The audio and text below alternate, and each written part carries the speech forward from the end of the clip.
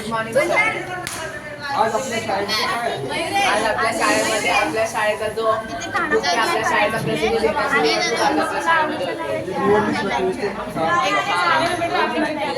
तर तुला या निवडणूक प्रक्रियेबद्दल या माध्यमातून माहिती झाली का? मला खूप छान म्हणजे या निवडणूक प्रक्रियेमधून प्रत्यक्ष अभ्यास मला करता आला याच्यामुळे मला अभ्यासामध्ये सुद्धा त्याच्यामध्ये खूप मदत झाली.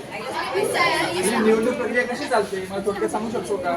तर सगळ्यात पहिल्यांदा मतदारसंघाची निर्मिती होते, नंतर मतदार याद्या निश्चित होतात, मग नंतर उमेदवारांकडून नामांकन पत्र येतात, मग त्याची छाननी होते, मग नंतर निवडणुकीचा प्रचार सुरू होतो आणि आज आपण बघतोय की आज प्रत्यक्ष आपली जी निवडणूक आहे ती चालू झाली आणि काही दिवसातच ह्याचा आता निकाल होणार आहे. बरोबर. परंतु आता आपल्याकडे शाळेमध्ये कुठल्या प्रकारचे मंत्री आपल्याकडे निवडले जाणार?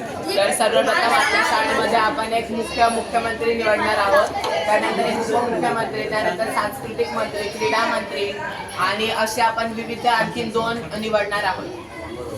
एकूणच या सगळ्या मतदान प्रक्रियेचा आपल्याला शाळेला आणि विद्यार्थ्यांना याचा फायदा याचा फायदा आपल्याला कधी होऊ शकतो? याचा फायदा आपल्याला दैनंदिन जीवनामध्ये सुद्धा होऊ शकतो. म्हणजे विद्यार्थ्यांच्या ज्या काही छोट्या मोठ्या अडचणी असतात ते विद्यार्थी प्रत्यक्ष एका शिक्षकाला किंवा कोणालाही सांगू शकत नाही, तर तो एखाद्या शाळेचा मुख्य प्रतिनिधी असेल तर ते त्याला सांगून तो मुख्य प्रतिनिधीच्या अडचणी शिक्षकांपर्यंत उत्तमरित्या नेऊ शकतो. याद्वारे अशी तर माहिती मला झाली.